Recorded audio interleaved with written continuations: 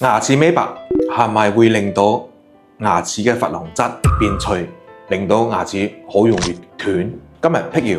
牙齒美白咧一定要經過專業嘅口腔科醫生嚴格去遵守嗰個說明書上面嗰個含量去塗呢個美白劑。好多家庭中咧，第一佢係生美白產品，濃度唔啱，有可能咧會令到啲牙齒個表面嘅珐琅質咧腐蝕咗。同埋有啲牙齒有炎症嘅，或者有蛀牙情況咧，用到啲美白劑咧，會令到呢啲牙齒發炎、會痛、牙肉會紅腫。所以咧，我哋做牙齒美白之前咧，一定要經過專業醫生嘅檢查。首先咧，牙肉問題啊，牙齒表面有冇裂痕啊，經過專業性嘅評估先至去做美白。